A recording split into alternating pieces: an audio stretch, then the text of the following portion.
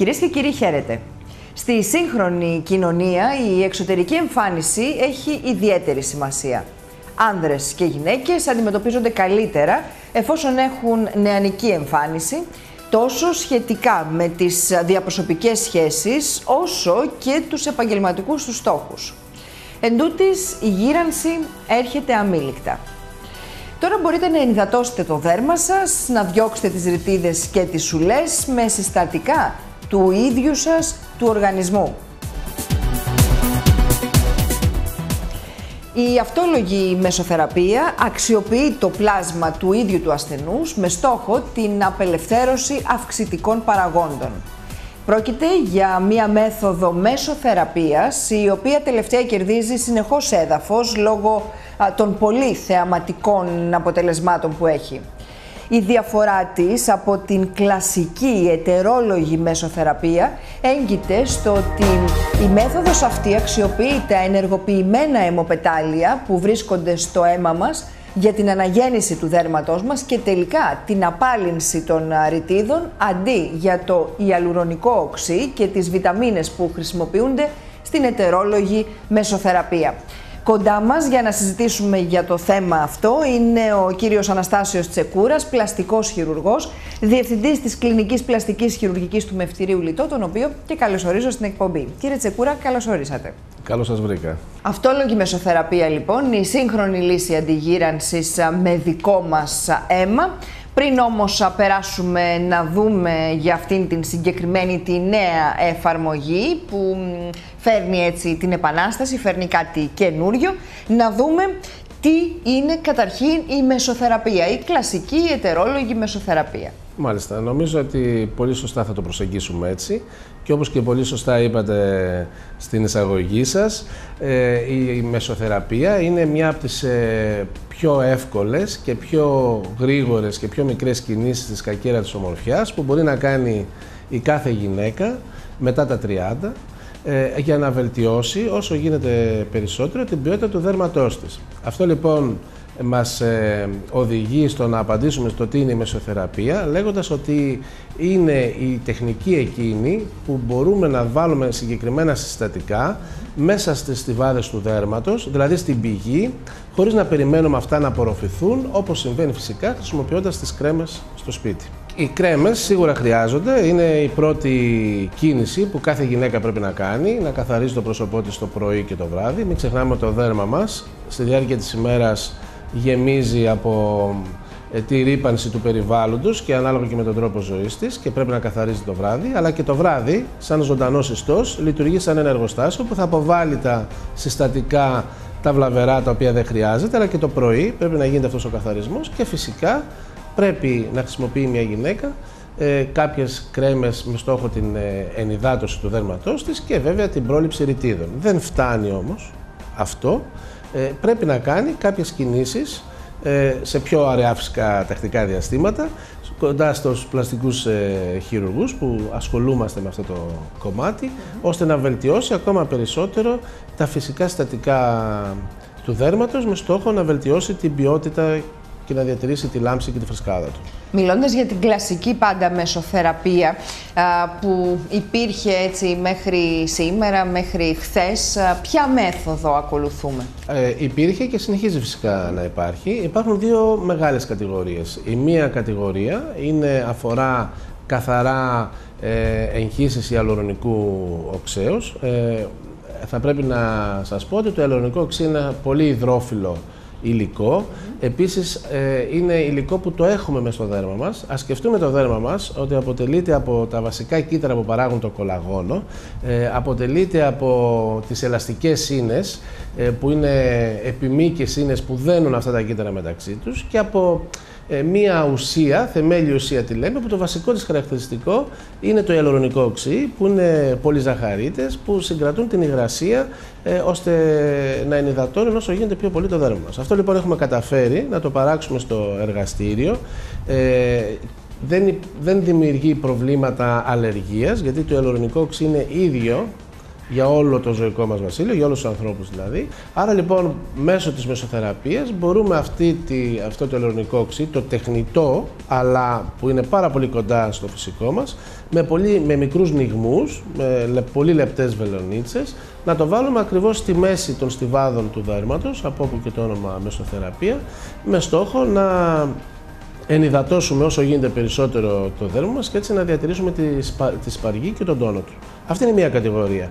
Η άλλη κατηγορία είναι όταν χρησιμοποιούμε προϊόντα τα οποία έχουν ιχνοστοιχεία, έχουν βιταμίνες και ιαλουρονικό οξύ, έχουν συσφυκτικούς παράγοντες. Επίσης σκευάσματα τα οποία παρασκευάζονται στα εργαστήρια, τα οποία βοηθούν προς αυτή την κατεύθυνση, δηλαδή να ενισχύσουν την άμυνα του δέρματος απέναντι στις ρητίδες, απέναντι στη χαλάρωση και να βελτιώσουμε με αυτόν τον τρόπο πάλι την ποιότητά του. Αυτές οι δύο μεγάλες κατηγορίες είναι που μπαίνουν κάτω από την ομπρέλα, θα μπορούσαμε να πούμε, της ετερόλογης μεσοθεραπείας. Τι έχει όμως αλλάξει τώρα? Πάμε να δούμε τώρα τι έχει αλλάξει.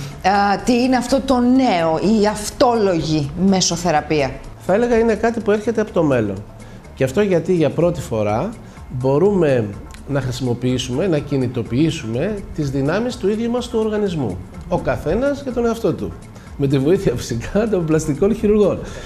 Αλλά ο καθένας για τον εαυτό του. Τι θέλω να πω? Βρίσκεται πραγματικά στην άλλη όχθη, γιατί εδώ μιλάμε για μια θεραπεία που λειτουργεί σαν booster, δηλαδή λειτουργεί σαν μια διαδικασία να διεγείρει την παραγωγή κολαγόνου και ελαστίνης από τον ίδιο τον οργανισμό για τον ίδιο τον οργανισμό. Σκεφτείτε τα παιδιά, τα πρόσωπά τους λάμπουν. Έχουμε πει ποτέ ότι το δέρμα των παιδιών είναι λιπαρό, είναι μεικτό, είναι ξηρό? Μιλάμε για ένα υγιές δέρμα. Όπως όμως μεγαλώνουμε, όπως είπαμε και νωρίτερα, και ο τρόπος ζωής, οι περιβαλλοντικές συνθήκες, το στρες, το άγχος, το κάπνισμα, όλα αυτά οδηγούν, η ηλικία φυσικά, γιατί μεγαλώνουμε, οδηγούν τα κύτταρα σταδιακά και ειδικά μετά την ηλικία των 30 να μην παράγουν πια με αυθονία το κολαγόνο από τους συνοβλάστες και ακόμα και αυτό που παράγουν σιγά σιγά να αλλάζει η ποιότητά του, να μην είναι πια τόσο καλή. Επίσης, οι ελαστικές σύνες, αν να σας φέρω ένα πολύ απλό παράδειγμα, όπως τα μαλλιά μας, τα μαλλιά των γυναικών κυρίως, στις άκρες τους καταστρέφονται, έτσι και αυτές καταστρέφονται και να χρειάζονται ένα remodeling και ταυτόχρονα το δέρμα, τα συστατικά του δέρματος να αφυδατώνονται, να χάνουν την υγρασία που θα έπρεπε να έχουν. Άρα λοιπόν τώρα τι μπορούμε να κάνουμε? Οι επιστήμονες πια έχουν καταφέρει, παίρνοντας λίγο αίμα από τον καθένα μας ξεχωριστά και μέσω μιας ειδικής διαδικασίας να μπορούμε να απομονώσουμε τους αυξητικούς παράγοντες κυρίως και τα βλαστοκύτταρα που υπάρχουν μέσα στη μικρή ποσότητα πλάσματος που παραμένει στο δοκιμαστικό σωλήνα, και αυτό λοιπόν μετά το περνάμε μέσα από μικρές σιριγκούλες. Είναι ένα κλειστό κύκλωμα όλο αυτό, δηλαδή δεν βλέπει ποτέ την ατμόσφαιρα, το περιβάλλον και αυτό λοιπόν να αποτελέσει το υλικό της μεσοθεραπείας μας. Αυτό είναι η αυτόλογη μεσοθεραπεία, ή όπως αλλιώς θα μπορούσαμε να τη μεταφράσουμε, είναι θεραπεία πλούσια σε αυξητικούς παράγοντες αυτόλογους. Και επομένως είναι για τον καθένα μας ξεχωριστά. Πού ακριβώς στοχεύει, κύριε Τσεκούρα, η θεραπεία αυτή? Η θεραπεία αυτή στην πραγματικότητα στοχεύει στη βιοδιέγερση των δερματικών κυττάρων. Δηλαδή με την αξιοποίηση της πληθώρας των αυξητικών παραγόντων που μπορούμε να συγκεντρώσουμε με αυτόν τον τρόπο και με τη διέγερση των μεσοχηματικών βλαστικών κυττάρων, ουσιαστικά ο στόχος μας είναι να αναζωογονήσουμε το δέρμα και να αναστρέψουμε τη φθορά του. Αρκεί να σας αναφέρω το απλό παράδειγμα της επούλωσης. Δηλαδή, αν κόψουμε το δέρμα μας κάπου, τι θα συμβεί? Θα επουλωθεί. Έτσι, και ανάλογα λέμε όσο πιο καλή επούλωση έχουμε, τόσο πιο γρήγορα θα επουλωθεί. Λοιπόν, εκεί αυτά τα αιμοπετάλια, αυτοί οι αυξητικοί παράγοντες είναι που πάνε και επιτυγχάνουν την αναδόμηση των ιστών μας και την επούλωση του δέρματος. Αυτό λοιπόν τώρα η επιστήμη κατάφερε να το μπορέσει να το χρησιμοποιήσει προς όφελος της κοσμητικής ιατρικής. Άρα προς όφελος της βελτίωσης της ποιότητας του δέρματός μας και επομένως και της εμφάνισής μας. Στοχευμένα λοιπόν εμπλουτίζουμε έτσι τον εαυτό μας στην ουσία με δικές μας ουσίες, με δικό μας αίμα για αναζωογόνηση έτσι στοχευμένη πια. Και αυτή είναι η μεγάλη επιτυχία, ότι είναι αυτόλογο, ότι δεν έχει καθόλου κινδύνους, είναι το αίμα του ίδιου του ενδιαφερόμενου, της ενδιαφερόμενης για τον ίδιο τον εαυτό, άρα δεν υπάρχουν ξένα σώματα και ξένες προσμίξεις. Και πριν περάσουμε να δούμε ποιες είναι οι κύριες εφαρμογές της μεθόδου, να πάμε καταρχήν να δούμε γιατί μεγαλώνοντας αποκτάμε ρητίδες. Οι ρητίδες είναι ένα από τα σημάδια γύρανσης που εμφανίζονται σε όλους σε διαφορετικό βαθμό. Πολλοί και διαφορετικοί λόγοι παίζουν ρόλο στην δημιουργία και την τραχύτητα των ρητίδων. Η ποιότητα του δέρματος, η κληρονομικότητα, ο τρόπος ζωής και οι συνήθειες και οι συνθήκες του περιβάλλοντος. Ενώ η κληρονομικότητα και τα γονίδια αποτελούν σημαντικό παράγοντα, μελέτες δείχνουν ότι περίπου το 70 με 80% της γύρανσης του δέρματος οφείλεται σε εξωτερικές επιδράσεις, συμπεριλαμβανομένης της εκτεταμένης έκθεσης στον ήλιο, της μόλυνσης και του τρόπου ζωής, όπως για παράδειγμα το άγχος και οι μειωμένες ώρες ύπνου. Η έκθεση στον ήλιο και η μόλυνση μπορούν να καταστρέψουν το δέρμα με τις ελεύθερες ρίζες, οι οποίες καταστρέφουν ειδικά τα συστατικά του συνδετικού ιστού. Το κολαγόνο, την ελαστίνη και το ιαλουρονικό οξύ. Το κολαγόνο και η ελαστίνη είναι οι κύριες υποστηρικτικές ίνες του δέρματος που μας παρέχουν ελαστικότητα και σύσφυξη. Το ιαλουρονικό οξύ συγκρατεί την υγρασία και δίνει στο δέρμα την λία και ομοιόμορφη όψη του. Με τον χρόνο, η συγκέντρωση του κολαγόνου και του ιαλουρονικού οξέως μειώνεται και το δέρμα χάνει την ελαστικότητα και την πυκνότητά του. Η δομή του δέρματος σπάει και οι ρητίδες εμφανίζονται στην επιφάνεια. Δημιουργούμε πολλές ρητίδες από μόνοι μας, με την κίνηση των μειών του προσώπου ή ακόμη και με τις συνηθισμένες εκφράσεις του προσώπου. Με τον χρόνο, αυτές οι λεπτές γραμμές και ρητίδες γίνονται πιο βαθιές και μόνιμες.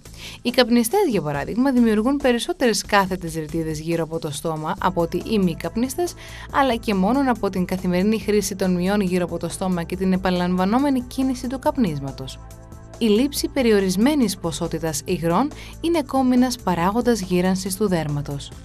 Πολλοί από εμάς δεν καταναλώνουμε αρκετά υγρά και αυτό προκαλεί αφυδάτωση στο δέρμα. Η έλλειψη υγρών μπορεί εύκολα να καλυφθεί με νερό ή με ισοτονικά ροφήματα.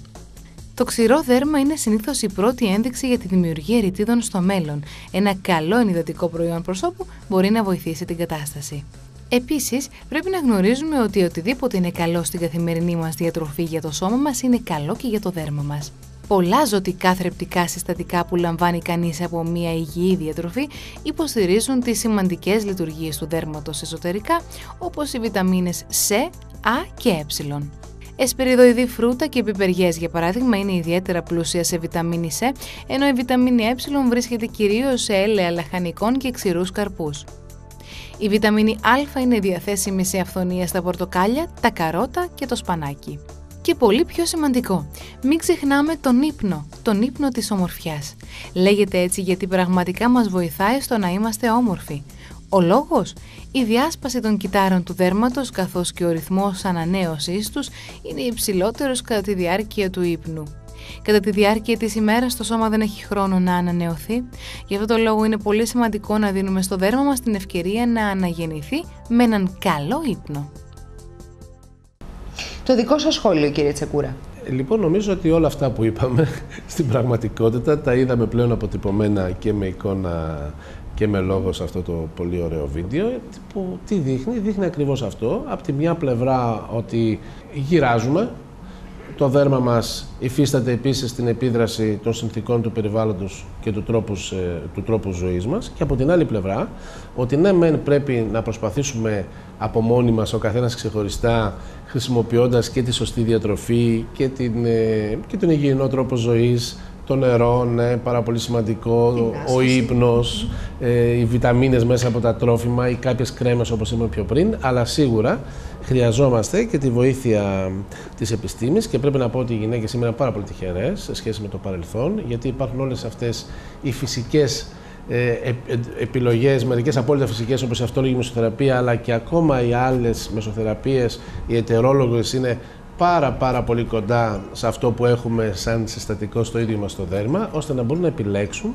την κατάλληλη θεραπεία για εκείνες, ανάλογα με το πρόβλημά τους και ανάλογα με τον τρόπο ζωής τους και πώς θέλουν να διαχειριστούν την όλη διαδικασία της βελτίωσης της ποιότητας του δέρματός τους. Το ζητούμενο πλέον δεν είναι έτσι η ριζική αλλαγή, αλλά πώς με τον πλέον φυσικό τρόπο να αναζωογονήσουμε φυσικά το δέρμα μας, φυσικά το πρόσωπό μας, φυσικά τον οργανισμό μας, για να έχουμε πάντα ένα καλύτερο αποτέλεσμα, αισθητικά καλύτερο αποτέλεσμα. Αυτό που θέλω να πω είναι το εξής. Πρέπει να καταλάβουμε δύο πράγματα. Αυτό που συνέβαινε στο παρελθόν, ως ένα βαθμό οφειλόταν και στα προϊόντα τα οποία χρησιμοποιούσαμε. Επειδή τα προϊόντα αυτά δεν ήταν φυσικά, ήταν πιο δύσκολα, στο πούμε, να αφομοιωθούν και οδηγούσαν πολλές φορές σε αντιδράσεις από τον οργανισμό. Γι' αυτό είχε και το αποτέλεσμα πολλές φορές αυτό που βλέπουμε και σε κανέναν δεν αρέσει.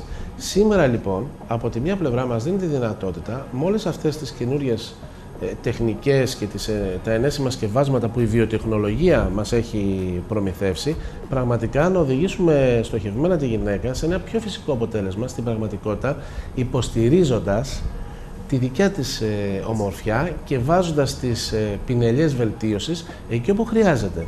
Αυτό δεν σημαίνει ότι ακυρώνει την χειρουργική παρέμβαση στο πρόσωπο. Θα έλεγα ότι το ένα συμπληρώνει το άλλο.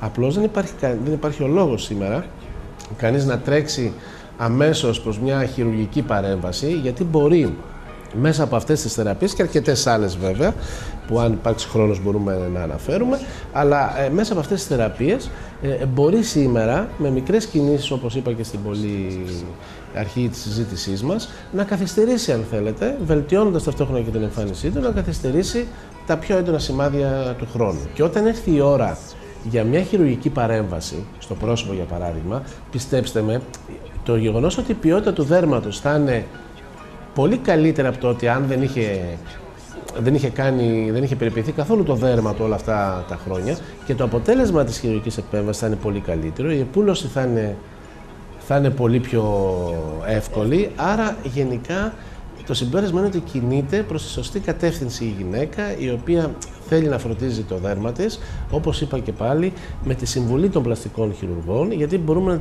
να την κατευθύνουμε ώστε ούτε υπερβολές να κάνει και να κινηθεί προς τη σωστή κατεύθυνση ανάλογα με τις ανάγκες της. Πάμε να δούμε τώρα, κύριε Τσεκούρα, εάν η μεσοθεραπεία μπορεί να εφαρμοστεί και σε άλλες περιοχές του σώματός μας, εκτός από το πρόσωπο, γιατί άλλωστε όταν γερνάμε δεν γερνάει μόνο το πρόσωπο, γερνάει το δέρμα μας γενικότερα, αλλά το σώμα μας, ο οργανισμός μας. Όταν λέμε πρόσωπο θα πρέπει να αναφερθούμε ειδικά και στο λαιμό, στοχευμένα, γιατί ο λαιμός είναι το σημείο εκείνο που πολλές φορές ταλαιπωρείται και τα σημάδια της γύρανσης εμφανίζονται πιο γρήγορα σε σχέση με το πρόσωπο και δεν έχει πολλές επιλογές. Και εδώ πραγματικά είναι πολύ μεγάλη η βελτίωση που μπορεί να προσφέρει. Επίσης το ντεκολτέ, που ειδικά στην Ελλάδα που ζούμε, επειδή εκτίθεται στον ήλιο ακόμα και στη διάρκεια του χειμώνα, πραγματικά πολλές φορές εμφανίζει σημάδια πρόωρης γύρανσης, δυσανάλογα με το υπόλοιπο δέρμα της περιοχής. Και βέβαια, νομίζω αυτό θα ακουστεί ευχάριστα στα αυτιά των αντρών, μπορεί να βοηθήσει η αυτόλογη αυτή μεσοθεραπεία και στη βελτίωση της τριχοφυΐας, που βέβαια αφορά και πολλές φορές μερικές γυναίκες λίγο πιο ηλικιωμένες που έχουν αρέωση της τριχοφυΐας, αλλά σίγουρα αφορά και ένα μεγάλο ποσοστό εμάς τους άντρες, που πραγματικά τι κάνει, στην πραγματικότητα ενισχύει την τροφοδοσία των ριζών με τα θρεπτικά συστατικά, με αποτέλεσμα να έχουμε πολύ πιο υγιή τριχοφυΐα, πολύ πιο δυνατή τρίχα. Και ξέρετε, ένα δάσος με 100 δέντρα με μεγάλο κορμό δείχνει πιο πυκνό από ένα δάσος αν τα δέντρα έχουν λεπτό κορμό, αλλά ταυτόχρονα από ανενεργή τριχοθυλάκια που υπάρχουν όμως, δεν δημιουργεί καινούργια τριχοθυλάκια, τουλάχιστον προς στιγμή, παρότι υπάρχει και έρευνα προς τα εκεί, αλλά από ανενεργή τριχοθυλάκια μπορεί να τα ενεργοποιήσει και πραγματικά να δούμε και αύξηση της τριχοφυΐας. Και τώρα τελευταία εφαρμόζεται επίσης για την θεραπεία των ραγάδων, που είναι επίσης ένα πολύ μεγάλο πρόβλημα που αφορά τις γυναίκες όλων των ηλικιών και ειδικά τα νέα κορίτσια, γιατί τι είναι ραγάδες, είναι τροφικές ουλές. Και με αυτόν τον τρόπο εδώ προσπαθούμε να αυξήσουμε την επουλωτική διαδικασία του οργανισμού σε αυτή την περιοχή και επομένως να βελτιώσουμε την εμφάνιση ή και να εξαλείψουμε τις ραγάδες εάν μπορούμε. Άρα λοιπόν έχει ένα ευρύ πεδίο εφαρμογής και πραγματικά η ιατρική κοινότητα σήμερα είναι πολύ ενθουσιασμένη. Έχει εφαρμογή όσον αφορά στο τοπικό πάχος και την κυταρίτιδα, γιατί ξέρετε είναι και αυτό ένα πολύ μεγάλο πρόβλημα, κυρίως για τις γυναίκες. Πολύ μεγάλο πρόβλημα προς το παρόν. Δεν εφαρμόζεται για τη βελτίωση της κυταρίτιδας και του τοπικού πάχους. Υπάρχουν άλλα σκευάσματα ενέσιμα στην ίδια λογική, τα οποία μπορούμε να χρησιμοποιήσουμε και ειδικοί λιποδιαλύτες σε συνδυασμό πολλές φορές και με συγκεκριμένα μηχανήματα όπως το μηχάνημα της ενδερμολογίας ή μηχανήματα ραδιοσυχνοτήτων που λιώνουν τις επιφανειακές στιβάδες του λίπους, μαλακώνουν, ας το πούμε, τα εινώδη διαφραγμάτια που παγιδεύουν το λίπος και δίνουν την εικόνα φλοιού πορτοκαλιού, αλλά η αυτόλογη όχι προς το παρόν. Βέβαια το λίπος, μια και το αναφέρετε, είναι και αυτό πλέον παίζει ένα πολύ σημαντικό ρόλο, γιατί έχει αποδειχθεί ότι είναι πλούσιο σε βλαστοκύτταρα και μπορούμε σήμερα με κατάλληλη επεξεργασία, μέσα από μια μικρή λιποαναρρόφηση που ταυτόχρονα μπορούμε να βελτιώσουμε και κάποιο τοπικό πάχος ή και την κυταρίτιδα που μπορεί να υπάρχει σε μια περιοχή. Άρα λοιπόν με ένα σπάρο 2 τριγώνια μπορούμε να πούμε, δηλαδή μπορούμε να πάρουμε αυτό το λίπος, να το επεξεργαστούμε κατάλληλα και να το χρησιμοποιήσουμε για κάποια λιποέγχυση κάπου αλλού, να γεμίσουμε για παράδειγμα κάποιες ρητίδες στο πρόσωπό μας που είναι πιο ή κάποια σημεία που είναι αρκετά πιο ατροφικά και μια απλή μεσοθεραπεία, ακόμα και με αυξητικούς παράγοντες, δεν θα μπορούσε να βοηθήσει στο βαθμό που θα βοηθούσε αν δίναμε και κάποιον όγκο. Πολύ ενδιαφέρον αυτό, διότι ακόμα και εκείνοι που κάνουν κάποια λιποαναρρόφηση θα μπορούν να χρησιμοποιούν το λίπος, αυτό το περίσσιο λίπος για κάποιες άλλες θεραπείες στο μέλλον, για κάποιους άλλους λόγους αργότερα. Θα έλεγα ότι σήμερα πια στο ιατρείο μου τη δίνω αυτή την επιλογή και προσπαθώ να ενημερώνω, γιατί πραγματικά είναι μια ευκαιρία πολύ εύκολα, εάν υπάρχει η κατάλληλη ανάγκη,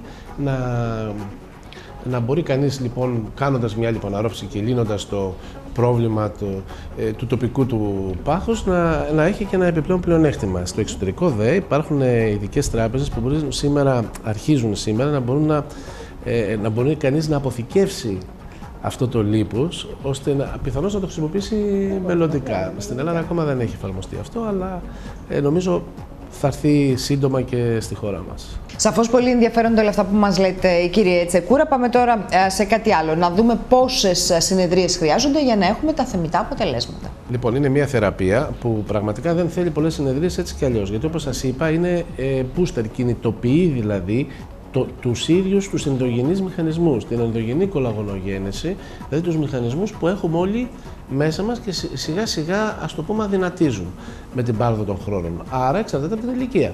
Δηλαδή μια γυναίκα η οποία μετά τα 30 θα ήθελε να κάνει κάτι παραπάνω για το πρόσωπό της, θα μπορούσε να κάνει μια τέτοια θεραπεία μία φορά το χρόνο. Απλώς να κινητοποιήσει τους συνοβλάστες της εκεί που αρχίζουν σιγά σιγά πιθανώς να χάνουν το ενδιαφέρον τους για την παραγωγή του κολαγόνου που πρέπει. Μια θεραπεία είναι αρκετή.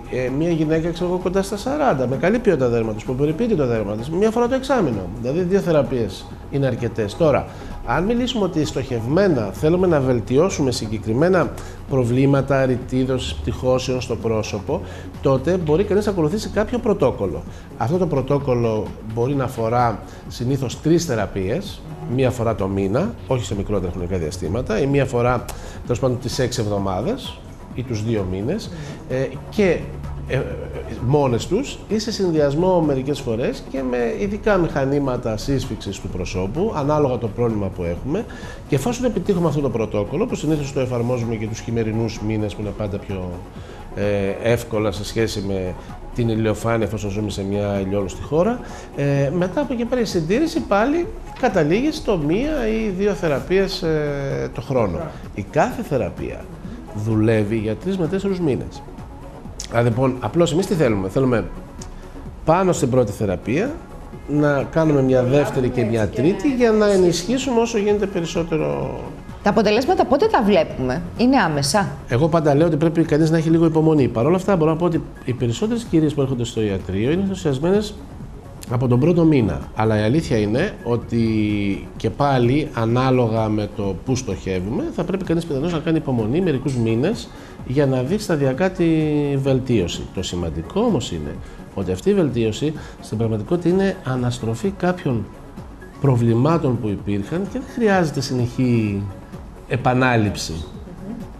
Όπως ας πούμε συμβαίνει με τα συμβατικά σκευάσματα. Και γι' αυτό η θεραπεία αυτή μπαίνει κάτω από μια γενικότερη φιλοσοφία που λέγεται τώρα Notox, δηλαδή σε σχέση με το Botox, θέλοντας να πει ότι προσπαθούμε να, παράλληλα ξέρω εγώ με το Botox για παράδειγμα ή με το ιαλουρονικό που θα κάνουμε, προσπαθούμε μέσα από αυτή τη διαδικασία να επιβραδύνουμε, να ελαττώσουμε τα μεσοδιαστήματα και αν γίνεται να καταργήσουμε τελείως όλα τα υπόλοιπα, οδηγώντας το δέρμα μας σε μια καλύτερη ποιότητα που μπορούμε να τη διατηρήσουμε πιο εύκολα. Μιας και μιλήσαμε πριν για Botox, για ιαλουρονικό οξύ, μπορεί η αυτόλογη μεσοθεραπεία να συνδυαστεί με άλλες θεραπείες? Φυσικά και συνδυάζεται.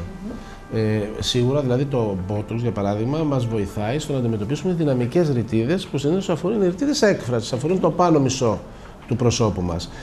Εκεί είναι μοναδική επιλογή. Οι ρητίδες όμως αυτές έκφρασης πώς δημιουργούνται?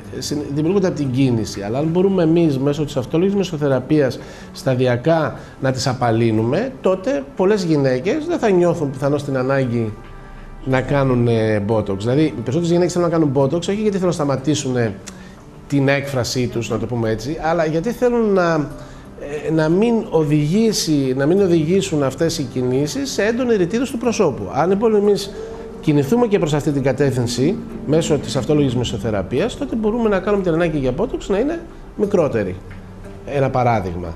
Το ίδιο, επειδή με την αυτόλογη μεσοθεραπεία υπάρχουν διάφορα σκευάσματα με τα οποία μπορεί κανείς να παράξει, να την πάει ένα βήμα πιο πέρα και να δημιουργήσει ένα υλικό που να προσομοιάζει με τη γέλη των υλικών που χρησιμοποιούμε για να γεμίσουμε κάποιες στατικές ρητίδες, παραδείγματος χάρη τις ρινοπαριακές μας.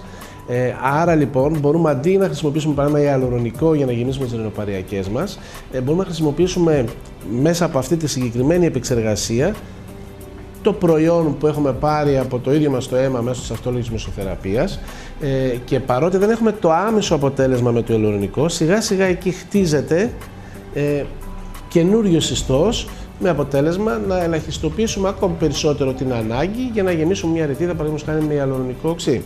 Να μην ξεχνάμε και είναι πολύ σημαντικό να αναφέρουμε ότι η θεραπεία αυτή δεν προέκυψε ξαφνικά στην κοσμητική ιατρική, αλλά προέρχεται από την επανορθωτική χειρουργική. Δηλαδή, για πάρα πολλά χρόνια, πάνω από δεκαετία, 15 χρόνια, χρησιμοποιείται με μεγάλη επιτυχία στην επούλωση δύσκολων ουλών. Άτονα, έλκη στα πόδια, κατακλήσεις. Εκεί λοιπόν πρωτοεφαρμόστηκε αυτή η θεραπεία, διαφοροποιημένη κάπως, και εφόσον πραγματικά διαπιστώσαμε ότι οι αυξητικοί παράγοντες έχουν όλη αυτή την ικανότητα, την επουλωτική ικανότητα και την ικανότητα να αντιμετωπίζουν τη φθορά των κυτάρων, έτσι σταδιακά πέρασε και στην κοσμητική ιατρική και σήμερα πια γίνεται όλο και περισσότερο γνωστή στο ευρύ κοινό. Δοκιμασμένα λοιπόν όλα αυτά και στοχευμένα. Να πάμε τώρα όμως να δούμε αν υπάρχουν κάποιοι κίνδυνοι ή κάποιοι περιορισμοί.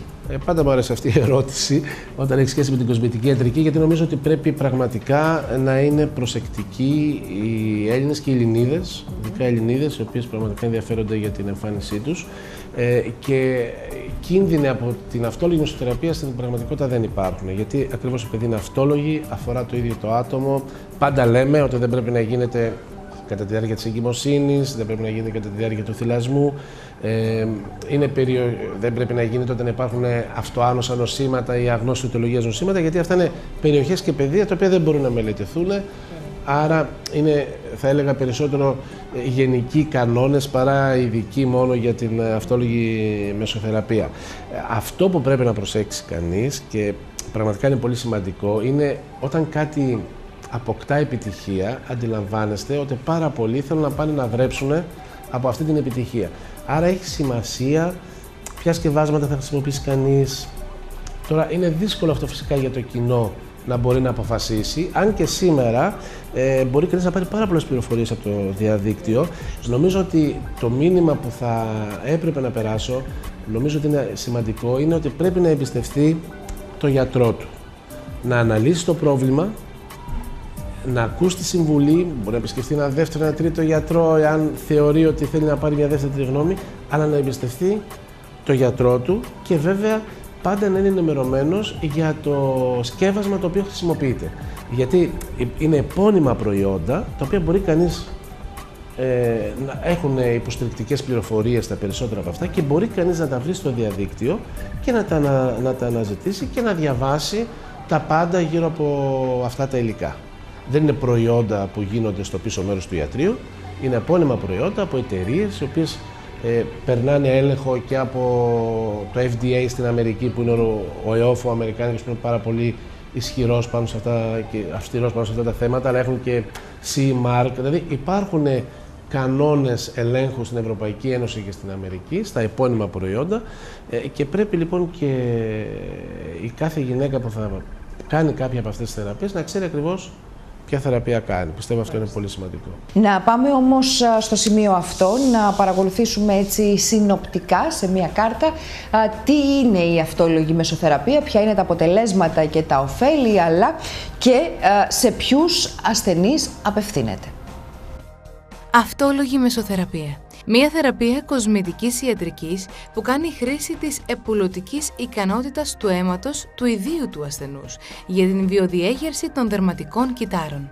Με την αξιολόγηση της πληθώρας των αυξητικών παραγόντων και με την διέγερση των μεσεγχημάτων βλαστικών κυττάρων αναζωογονεί το δέρμα και ανατρέφει την φθορά του. Αποτελέσματα και ωφέλη. Βελτιώνεται η ελαστικότητα, το σφρίγος και η ανθεκτικότητα του δέρματος. Βελτιώνεται η απόχρωση της επιδερμίδας. Αναδομούνται οι ίνες του κολαγόνου. Μειώνονται αποτελεσματικά ρητίδες και πτυχώσεις. Επιταχύνεται η επούλωση μετά από αισθητικές επεμβάσεις, λέιζερ και χημικό πίλινγκ. Απευθύνεται σε ασθενείς με κουρασμένο και ξηρό δέρμα, χαλάρωση, δυσχρωμίες. Σημάδια γύρατος, πτυχώσεις, ρητίδες, χαλάρωση, λέπτυνση.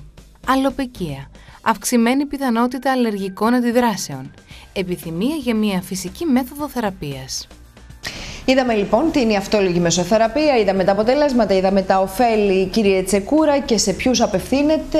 Να δούμε τώρα κάτι άλλο. Τα βλαστοκύτταρα έφεραν επανάσταση γενικότερα στην ιατρική, έφεραν όμως και στην πλαστική χειρουργική. Είναι το μέλλον. Είναι το μέλλον. Όλα αυτά είναι κάτω από ένα γενικότερο τίτλο αναγεννητική ιατρική, θα μπορούσαμε να πούμε. Και πραγματικά πιθανώς στο μέλλον να μας δώσει εκπλήξεις. Εμείς οι πλαστικοί χειρουργοί θέλουμε να πιστεύουμε ότι θα έρθει η στιγμή που θα πετύχουμε αυτό που καταφέρνει η σαλαμάνδρα. Αν χάνει την ουρά της, να μπορούμε να την αναπλάσουμε, σκεφτόμενοι το οποιοδήποτε όργανο του σώματός μας. Σίγουρα μέσα από τους αυξητικούς παράγοντες και ειδικά τα βλαστοκύτταρα, σήμερα φαίνεται ότι δεν είναι μακριά η στιγμή που πιθανώς θα καταφέρουμε να πετύχουμε, να βελτιώσουμε την ποιότητα των ιστών στην περιοχή που τα εφαρμόζουμε, δηλαδή τον καρδιακό μη, αν έχει πάθει έμφραγμα, έναν ακτινοβολημένο δέρμα, να επαναφέρουμε την ποιότητά του που έχει καταστραφεί μέσω της ακτινοβολίας. Είναι πολλά. Θα ήθελα, για να μην εξητάρω τη φαντασία των ανθρώπων που παρακολουθούν, των τηλεθεατών μας, να πω μόνο, ας τα σκεφτούμε σαν κενά microchips, τα οποία μπορούν να προγραμματιστούν ανάλογα με την περιοχή στην οποία θα βρεθούν. Και ας περιμένουμε να δούμε τι μπορεί να μας δείξει η επιστήμη στο μέλλον. Μοιάζουν μάλλον με σενάρια επιστημονικής φαντασίας, αλλά βρίσκονται πολύ κοντά πρώτων πυλών. Να σας ευχαριστήσω πάρα πολύ που ήσασταν σήμερα εδώ κοντά μας για όλες αυτές τις πολύ χρήσιμες πληροφορίες που μας δώσατε. Και εγώ ευχαριστώ για την πρόσκληση. Αυτόλογη μεσοθεραπεία, λοιπόν, η επαναστατική μέθοδος που αξιοποιεί το ίδιο το αίμα του ασθενούς με στόχο την απελευθέρωση αυξητικών παραγόντων, οι οποίοι ενεργοποιούν την κυτταρική αναγέννηση, πολλαπλασιάζοντας έτσι τους συνοβλάστες που συντελούν στη διέγερση του κολαγόνου. Έχει γίνει η αγαπημένη μέθοδος πολλών ανθρώπων για την πρόληψη αλλά και την αντιμετώπιση της γύρανσης του δέρματος, για τη δερματική χαλάρωση, για τις ρητίδες προσώπου και για άλλα αισθητικά προβλήματα όπως η τριχόπτωση ή η απώλεια βάρους. Αν σκέφτεστε λοιπόν να προχωρήσετε σε μεσοθεραπεία, οι πληροφορίες που σας δώσαμε πιστεύω ότι σας προσέφεραν έτσι μια καλή εισαγωγή στη διαδικασία. Καλή επιτυχία, γεια σας!